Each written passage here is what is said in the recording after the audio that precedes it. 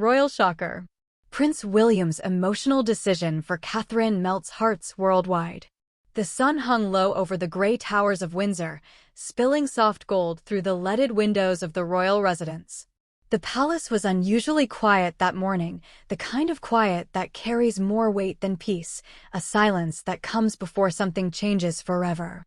Inside their private quarters, Prince William stood before a window overlooking the rose garden, his reflection ghosted in the glass. He looked tired, not from lack of sleep but from carrying the kind of burdens that few men on earth could understand, the burden of a future king watching the woman he loves fade beneath the pressure of the crown. Catherine had been his anchor for nearly 2 decades, his calm in every storm. But lately, that calm had begun to waver. She used to hum in the mornings, a habit she'd had since their university days in St. Andrews. Now, she barely spoke at breakfast. The press coverage, the rumors, the endless public scrutiny had chipped away at her once unbreakable composure. William noticed the subtle things, her hands trembling when she held her teacup, the hollow in her laughter, the distant gaze that lingered too long on photographs of their children. He had tried to help, small gestures, quiet reassurances, but nothing seemed to pierce the armor of exhaustion she wore. The doctors had warned him not to ignore the signs of stress. But Catherine, ever the dutiful royal, refused to rest. "There's always something to do," she would say, with that graceful smile that fooled the world but never him. Behind palace walls, William had begun to realize the truth. If he didn't act soon, he might lose her, not in body, but in spirit. One evening, after another public appearance that left Catherine pale and drained, William found her asleep on the couch in the royal study. Beside her lay a half-written letter. His heart pounded as he unfolded it carefully. "My dearest, sometimes I wonder who I am when I'm not wearing the crown's reflection.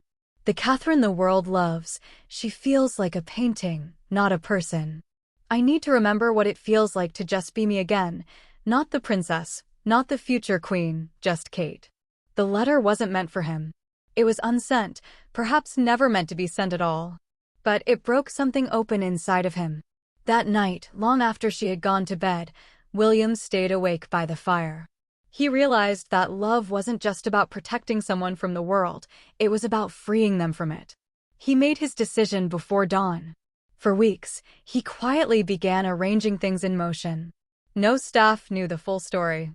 Only one man, his trusted private secretary, David, was informed. "Are you certain about this, Your Royal Highness?" David asked when William handed him a sealed document. "This decision, it will shake everything at the palace." William nodded, his expression steady, but his voice low. "Then let it. Catherine's peace is worth any storm that follows." The next morning, William began canceling public engagements and rearranging his schedule under the guise of private royal business. Rumors spread through the tabloids, whispers of health concerns, of secret trips, but no one knew the truth.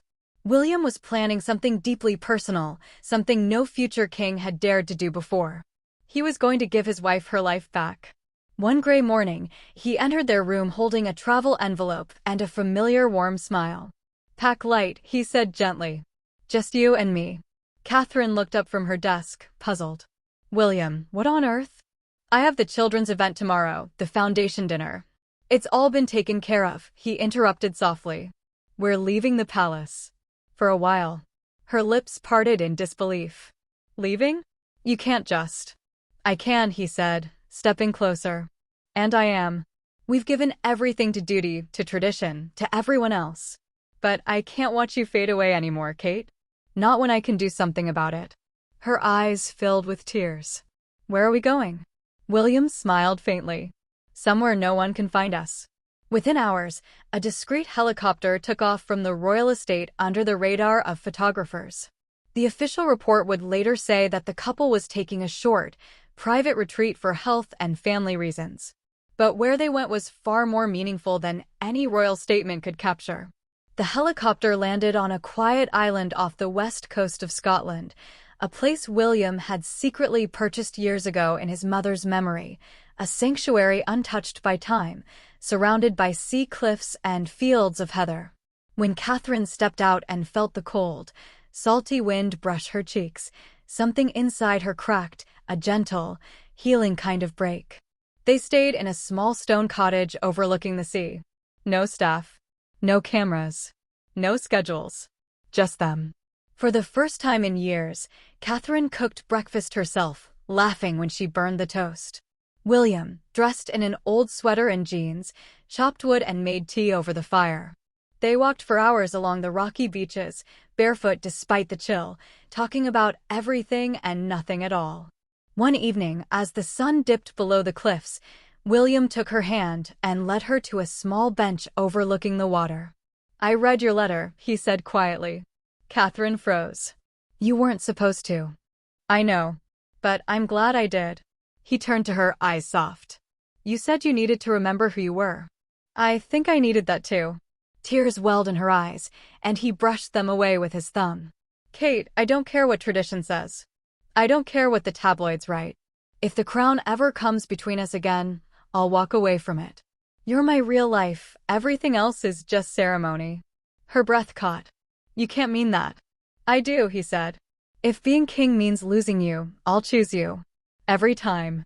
The waves crashed below, the sky blazed pink and gold, and for a long moment, they simply sat there, holding hands, feeling the weight of the world fall away.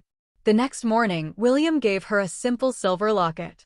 Inside was a picture of their family, not the official royal portrait, but one taken in their garden, all laughter and messy hair. "Whenever the world feels too heavy," he said, "open this. Remember what really matters." Catherine smiled through tears. "You always know how to find me when I'm lost." He kissed her forehead. "Because I'm always looking." For days, they lived like that, free from royal duty, disconnected from everything but each other. Catherine's color returned. Her laughter did too. And when she finally looked at herself in the mirror, she saw Kate again, not the princess, not the public figure, just the woman William fell in love with. When they finally returned to the palace, the air around them felt different. The tension that had once filled their halls was gone. The staff noticed it first, the way Catherine smiled when she greeted them, the way William held her hand as they walked through the corridors. At their next public engagement, the world saw it too. The couple's warmth was undeniable, not polished for the cameras, but real, glowing with quiet strength. What the public didn't know was that behind that glow was a decision that had changed everything, William's silent defiance of royal tradition to protect the woman he loved. That night, as they returned from the event, Catherine whispered, "You risked so much for me." William smiled. "For us," he corrected. "Because I realized something out there on that island. We don't serve the crown by losing ourselves to it. We serve it best when we're whole." Weeks later, an announcement quietly rippled through royal circles. William and Catherine would be restructuring their public roles, focusing more on family and personal well-being. It was a radical shift, one that drew both praise and criticism, but William didn't care. He'd already made his peace with the decision long before the statement was drafted. Behind the palace walls, it was whispered that this was Catherine's doing, her gentle influence guiding the next generation toward humanity over hierarchy.